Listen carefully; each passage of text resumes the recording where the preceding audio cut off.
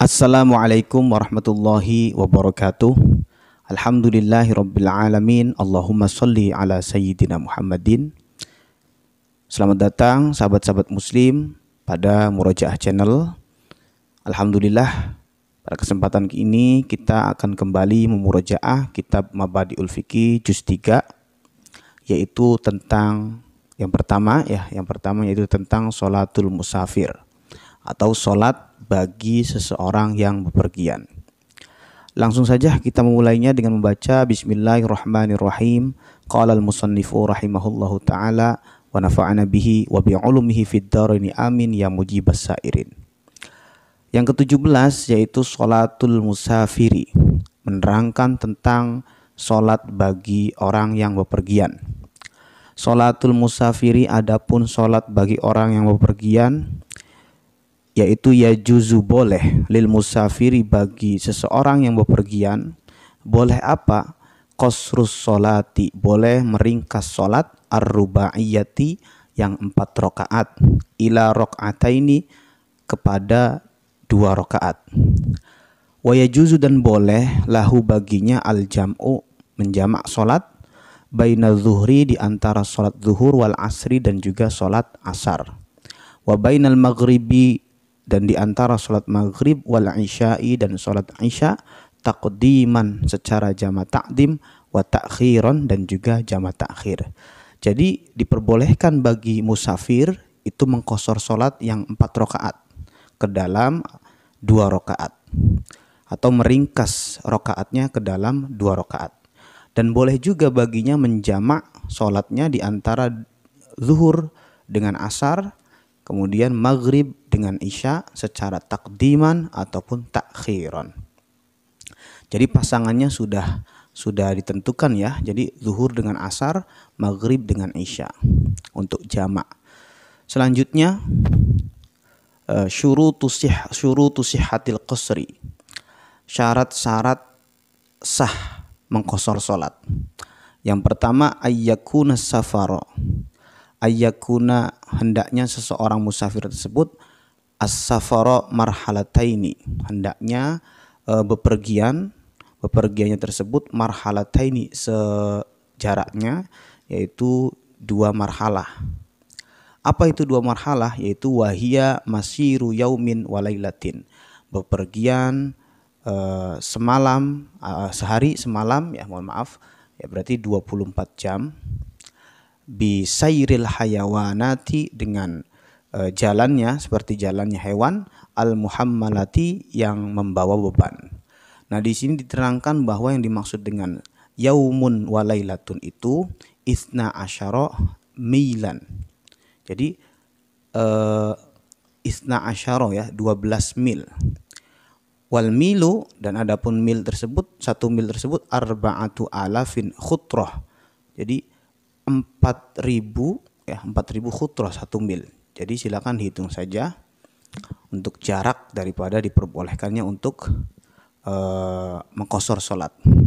Yang kedua, ayyaqsida al-musafiru makanan muayyanan, hendaknya seorang musafir tersebut bermaksud ataupun memiliki tujuan yang sudah ditentukan. Jadi perjalanannya ini memiliki tujuan ya, bukan tidak memiliki tujuan, tapi bertujuan yang sudah ditentukan. Yang ketiga yaitu alla yakuna safaruhu fi ma'siyatin, hendaknya bepergiannya ini bukan karena untuk kemaksiatan.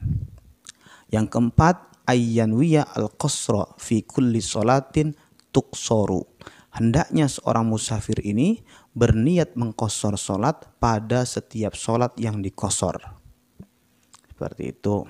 Selanjutnya, yang kelima yaitu alla yaqtadiya, hendaknya seorang musafir tidak ikut ataupun tidak bermakmum bimuqimin, dengan orang, salatnya orang mukim.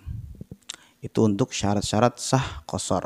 Selanjutnya syurutu jam'i taqdim, syarat-syarat jama' takdim. Yang pertama, ayyabtadi'a, hendaknya seorang musafir takdim. Yang pertama, ayyabtadi'a, hendaknya seorang musafir memulainya bisahibatil waqti, dengan salat yang memiliki waktu. Artinya apa? Salat yang pertama kali diawali atau dilakukan yaitu salat pada waktu tersebut. Misalkan menjamak sholat zuhur dan asar, ya maka jamak takdim maka dilaksanakan di waktu zuhur. Maka yang dilaksanakan itu ialah sholat zuhur dulu. Yang kedua, ayyanwiya al-jam'a fil ula. Hendaknya seorang musafir tersebut berniat menjamak pada sholat yang pertama. Yang ketiga, ayyuwaliya bainahuma. Hendaknya berkesinambungan di antara dua sholat yang dijamak tersebut. Jadi tidak terputus, ya, terus menerus. Yang keempat, yaitu alla yang qati'a safaruhu, hendaknya tidak terputus perjalanannya qabla syuru'i fi tsaniyati, sebelum melaksanakan sholat yang kedua. Itu untuk syarat-syarat jamak takdim. Sekarang syurutu jam'i takhir. Syarat-syarat jamak takhir ialah yang pertama niyatut takhiri, niat menjamak takhir fi waqtil ula, pada sholat yang pertama, ya. Yang kedua, dawamus safari, bepergiannya ini langgeng ila tamamis sholataini, langgeng kepada sempurnanya dua sholat. Seperti itu untuk sholatul musafir. Selanjutnya sholatul jumu'ati, menerangkan tentang sholat Jumat. Sholatul jumu'ati, adapun sholat Jumat, fardu ainin, hukumnya fardu ain ala kulli muslimin, atas setiap muslim, mukallafin yang mukallaf, zakarin yang laki-laki, sahihin yang sehat, mustautinin yang menetap tidak bepergian, ya. Itu fardu ain hukumnya. Syurutus sihhatil jumu'ati, adapun syarat-syarat sah sholat Jumat ialah yang pertama, ang takuna fi baladin au qaryatin, hendaknya dilaksanakan pada sebuah negara ataupun desa. Yang kedua, ang takuna jama'atan bi arba'ina, hendaknya dilaksanakan secara berjamaah dengan kapasitas orang 40. Yang ketiga, ang takuna, ini batas minimal ya, 40 orang tersebut, maksimal boleh lebih. Yang ketiga yaitu ang takuna kulluha fi waqti zuhri, hendaknya sholat Jumat ini semuanya dilaksanakan pada waktu zuhur atau sholat zuhur. Yang keempat yaitu ang tataqaddamaha khutbatani, hendaknya didahulukan sebelum sholat Jumat tersebut khutbatani, ya, dua khutbah.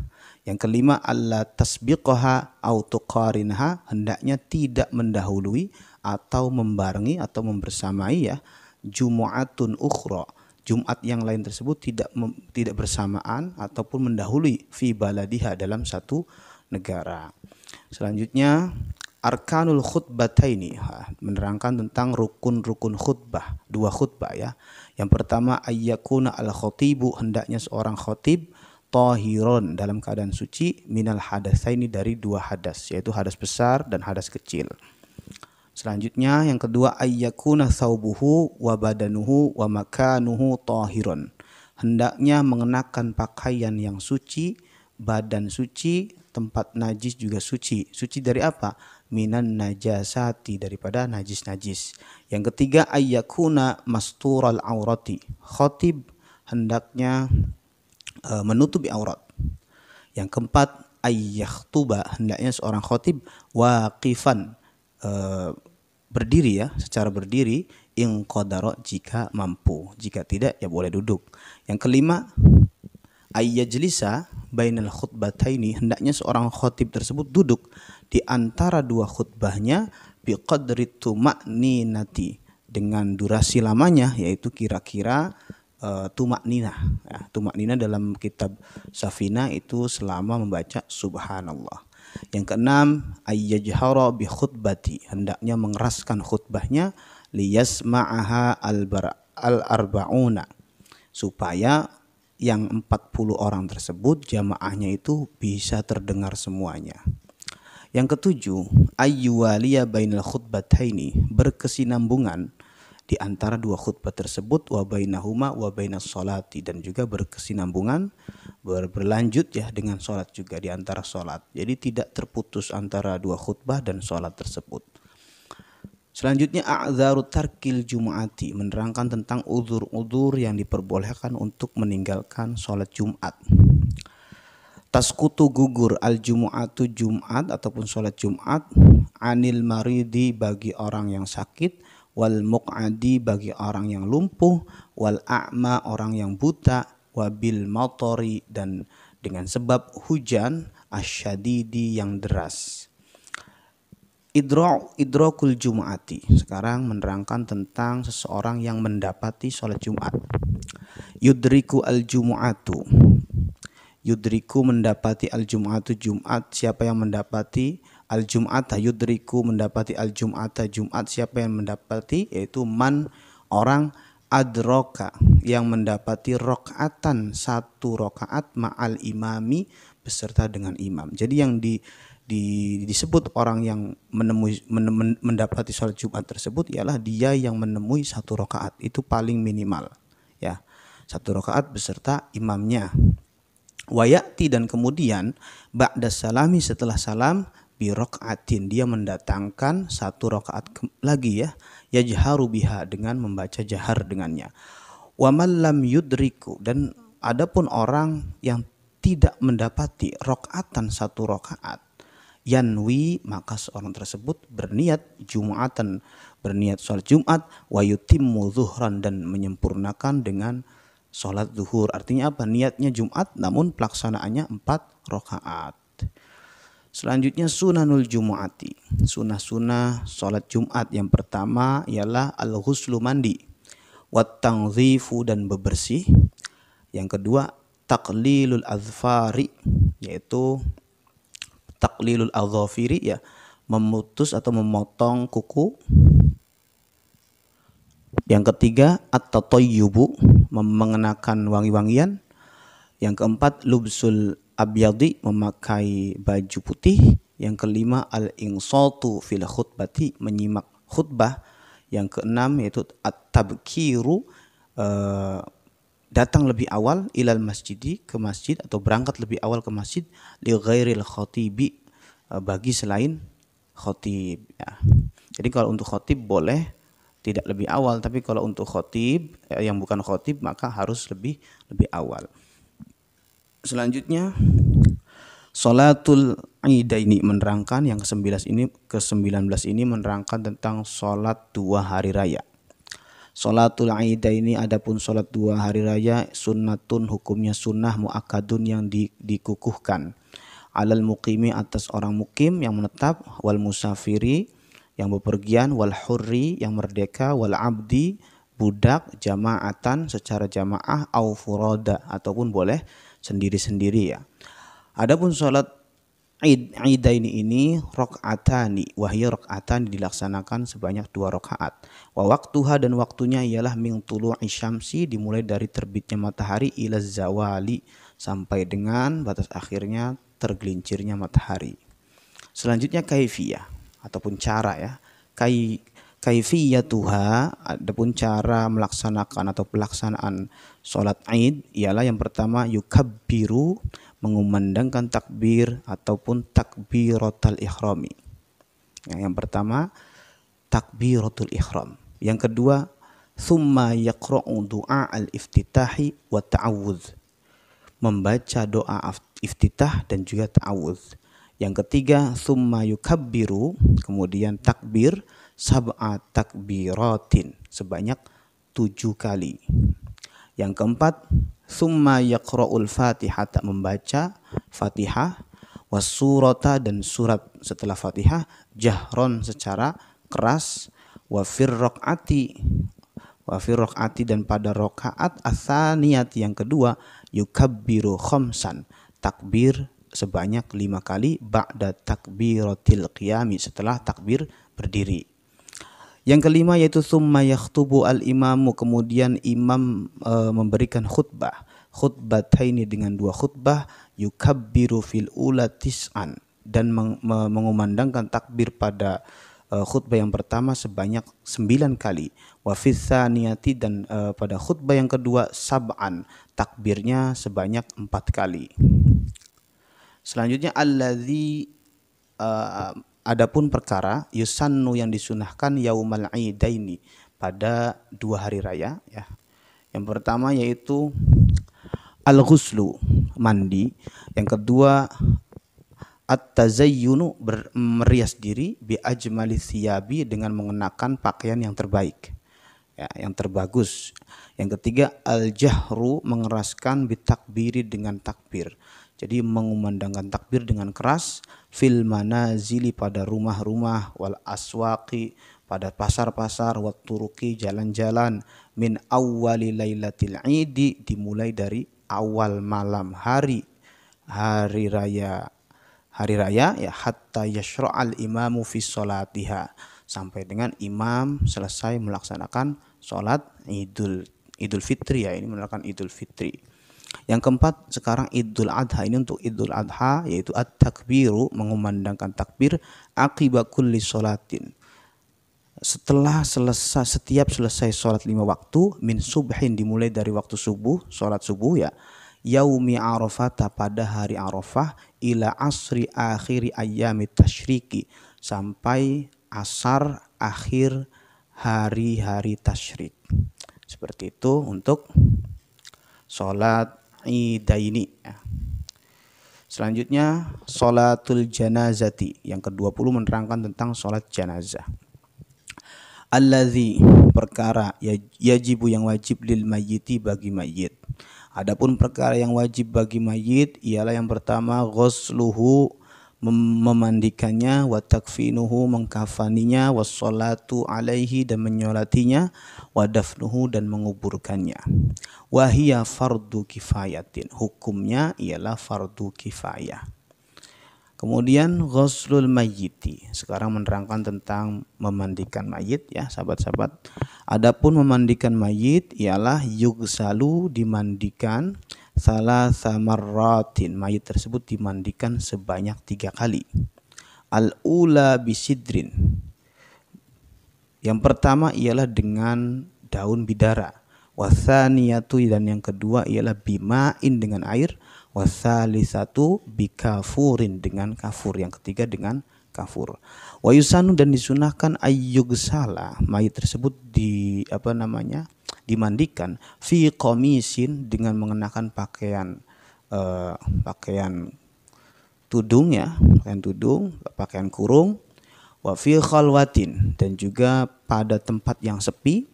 Wa ala murtafi'in, artinya tadi sepi itu tidak banyak orang yang melihat ya, menghindari orang melihat. Wa ala murtafi'in dan dilaksanakan di tempat yang tinggi dari tanah. Kemudian takfinul mayyiti menerangkan tentang mengkafani mayit. Yusannu disunahkan takfinuhu mengkafaninya bisalasati lafaifa dengan 3 lapisan.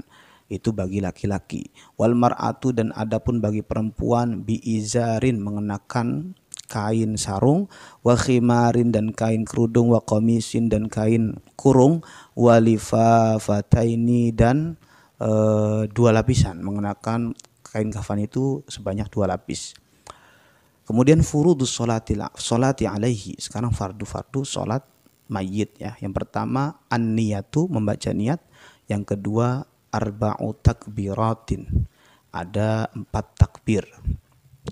Yang ketiga qiraatul fatihati membaca fatihah, yang keempat as-salatu ala nabiyyi sallallahu alaihi wa alihi wasallam bersalat kepada nabi dan keluarganya, yang kelima ad-du'a lil mayyiti doa kepada mayit, doa bagi mayit ba'da salisati setelah takbir yang ketiga, yang keenam al-qiyamu lil qadiri berdiri bagi yang mampu, yang ketujuh as-salamu membaca salam.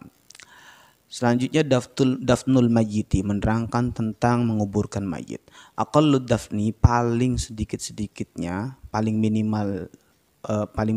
minimalnya menguburkan mayit yaitu wad'ul mayyiti meletakkan mayit fi hufratin pada lubang tamna'u zuhura raihatihi yang mampu mencegah terhirupnya bau mayit tersebut nantinya.